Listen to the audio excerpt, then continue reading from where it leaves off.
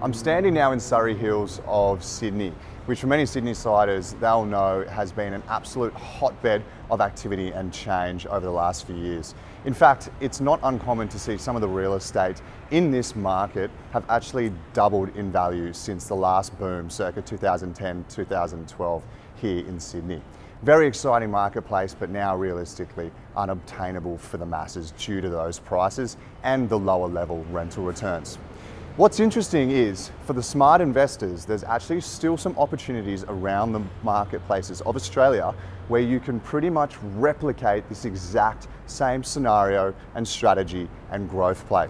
One suburb we love is Collingwood of Melbourne. Very much like for like suburbs. As a matter of fact, they have pretty much exactly the same historical beginning.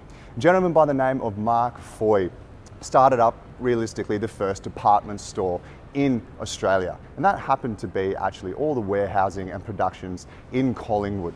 Later on, moved the same operation, teaming up with the Gibson family and bringing it here to Surrey Hills. With that, today represents a lot of heritage and cultural influence in these marketplaces. So these two suburbs realistically are showing the exact same backbone and the exact same realistic reference to future growth as well. Sadly, a lot of investors didn't make the most of the boom and invest wisely in markets like Surrey Hills, but there is still opportunity in areas such as Collingwood down in Melbourne. One thing I wanted to show you today, exact reference to the type of redevelopment we're seeing take place in these cultural heritage precincts, is the building behind me, which is known as the Griffith Tea Houses. Recently underwent a development, refurbishing it into residential apartments.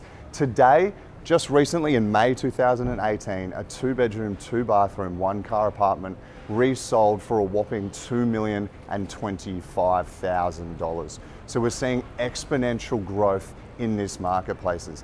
It's the hip happening area where the cultural changes. There's a plethora of activity, wine bars, nightlife, all the restaurants you can imagine, Long Range, Chin Chin, all here, attracting the right demographic and thereby the right growth pressures into this marketplace. Collingwood is exactly the same thing, just in earlier stages of its change. The really exciting thing is understanding that you can secure designer, top-tier development 2-bedroom apartments from as little as $700,000. That's where the really exciting thing comes into play for investors looking at a market like Collingwood.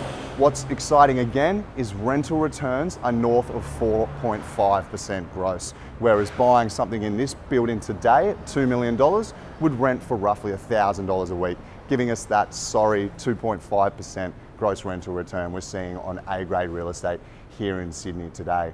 So it's really interesting to see the exact same background and potentially the exact same future to be had in markets like Collingwood that we've seen here in Surrey Hills.